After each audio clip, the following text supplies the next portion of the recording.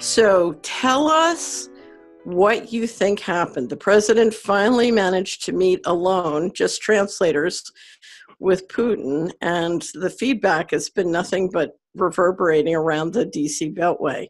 So tell us what happens and what you think it means. Well, I think we're dealing with an extremely paradoxical situation because, in a way, actually, I don't think that anything happened. And at the same time, I think it's an absolutely seminal watershed moment. Because let's take it separately. The meeting itself didn't produce any tangible results. There were a number of general statements made and an agreement to discuss key issues. That's all very fine and well, but think about it this way. First of all, the Russians have been complaining about their American counterparts for a long time now. It began with Obama, and throughout Trump, they were unimpressed. Russian expression, недоговороспособный, which means non-agreement capable. That is, they say one thing and then they don't act on it or change their mind. I think of Kerry, the way he traveled to Moscow, said one thing and came back to DC something else. This continued with Trump, which, his election campaign and then his totally different policies, etc. So I don't think the Russians went in there with any kind of expectations. And I think Trump, to the degree that he had an expectation that it was probably just feeling out the Russians about China, Iran, and particularly the deal in Israel. But really, Trump doesn't have anything to offer. So on one level, that event was a non-event because they made no fundamental agreement. And even if they had agreed on something, I don't think the Russians would have had any expectations that the U.S. would live up to their agreements, as seen in the many times the U.S. said one thing and did the opposite in Syria.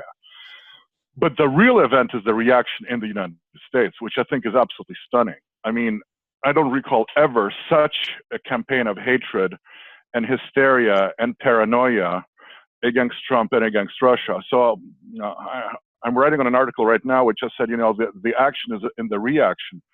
And the reaction was huge.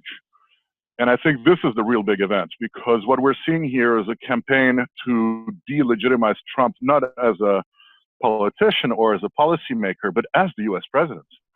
I mean, we're having talks about, high crimes, misdemeanor, treason, that he's actually he's a Putin puppet, etc. I mean, Trump is accused of selling out everything that's sacred and dear to the United States, even though they agreed on nothing. So how do you sell out when you don't agree on anything? And I think this is the real impact of this meeting, is that I think the United States is facing now a crisis that I would compare with the Cuban Missile Crisis, the murder of Kennedy, and 9/11. I mean, it's on that magnitude, because the neocons and the Clinton gang are basically, they're destroying the U.S. political system by the nature and character of their attacks on Trump. They're attacking both Trump and the people who voted for him with absolutely no proof of anything. Every single empirical fact that you can observe proves them wrong, and yet they're still at it. I think this is the most amazing result from that meeting. Well, let me posit a hypothesis. I mean, the one thing that could have happened at that meeting is that Trump and Putin could have traded intelligence. And, if you look at the group that's screaming in Washington, that's a group that has enormous criminal liabilities for all sorts of, certainly illegal financial transactions, much of which the Russians have to know about. And so you're watching the kind of screams that people make when, number one, they're guilty, and number two, they're in serious danger of going to prison. So I think that's a very good point. Yeah, I would agree with that very much.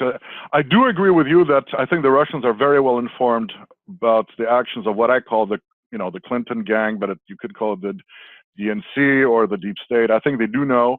Can you imagine if Trump produced evidence provided by the Russians, what the reaction of the Clinton gang would be at that point?